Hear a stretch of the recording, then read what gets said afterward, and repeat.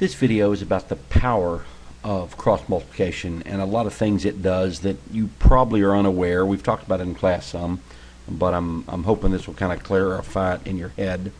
Cross multiplication always occurs when you have two fractions, one on each side of the equal sign.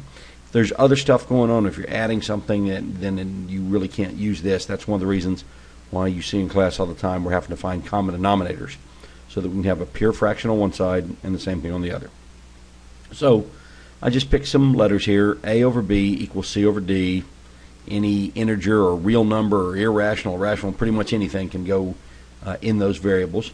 But you know from 8th grade that when you cross multiply, it ends up being AD equals BC.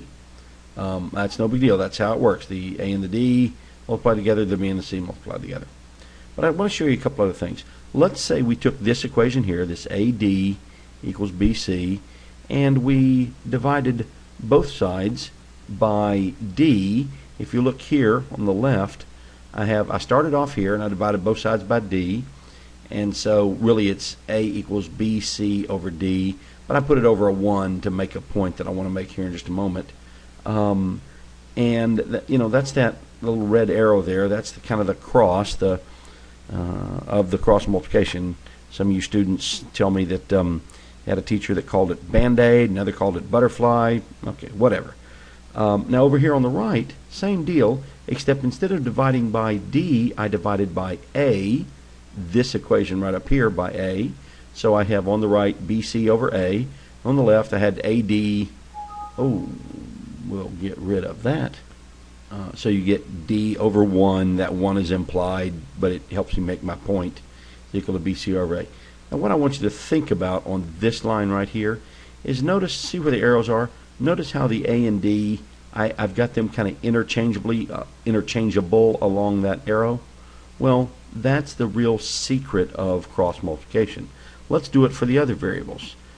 Here I have where the B and the C are sliding up and down the red arrow pointed in their direction. That is, from right here, I divided both sides by B, so I get AD over B is equal to C over 1.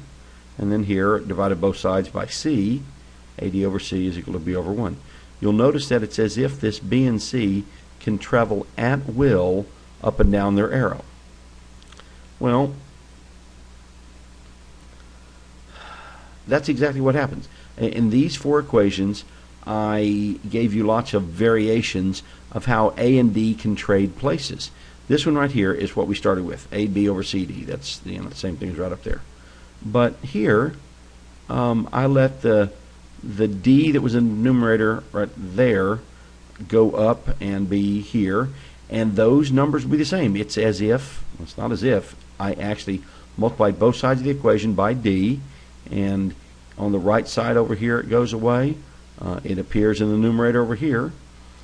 Another example is I took this equation and divided both sides by A, so you get this. You get 1 over B is equal to C over A times D. Along this arrow, the A and D can slide any way they want. The A slid down and was multiplied by the D.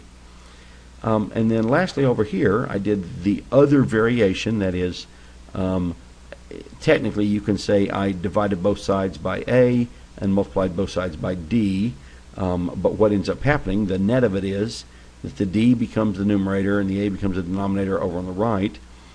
And for all of these, it is, oops, there we go, it is the interchange of that A and D. Look at those, pause the video if you need to, but A and D can slide freely up and down that little cross there, that left leaning cross. So I can have A up and D down, A and D up, A and D down, or D up and A down. Sorry.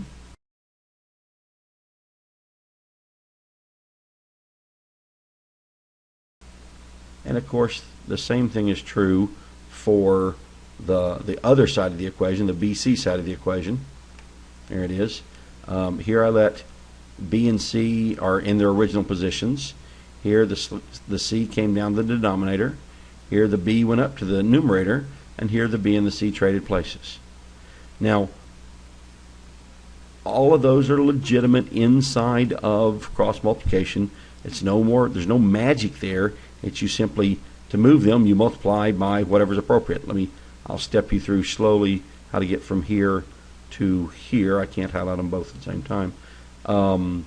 If I take this first equation, multiply both sides by B, then I divide both sides by C, well, that ends up, if you want to write it out, you will see that ends up being the case. But all you really need to know is where these arrows are, the variables can slide back and forth along those arrows. Which brings us to a really complicated one. Now I've got two sets of arrows, and this is full-blown cross multiplication, and all of the variables can slide any way they want to along their respective arrows. Right here I have the original that we were using, AB over CD. Here I have where D became part of it, the numerator on the left, C and B traded places. An alternate way, I can let the A slide down and the B slide up, and I end up getting 1 over 1. 1 is equal to BC over AD. Or another way, and I'm showing you 4, but there's, I don't know, a half dozen or something. Well, no more than a half dozen. There's a goodly number of ways you can do this. Here, the A and the D traded places, the B and the C traded places, all of that is legitimate and doable. The reason why this one is interesting is that thing I'm always saying we can do where we flip fractions.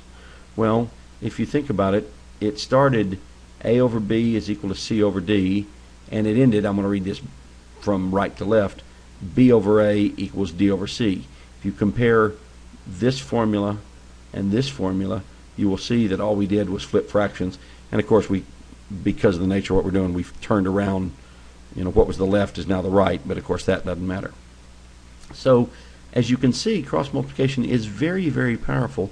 Let me show you it in action with one of the equations that we have been isolating for. This is up on the wall in the physics classroom. This is labeled as Helen. All that will become clear later. But let's say I wanted to isolate for A.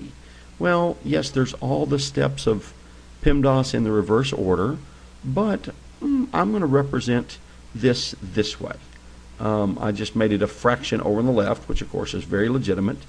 And then all I have to do to isolate for A is let A slide up while delta D slides down. I could have moved the 2A if I'd wanted and then divided by 2, but I didn't have to. That little arrow that we can use right here, had to grab one. There we go. I can use it to move the A up and the delta D down.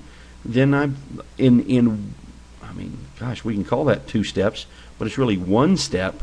We're able to isolate for A.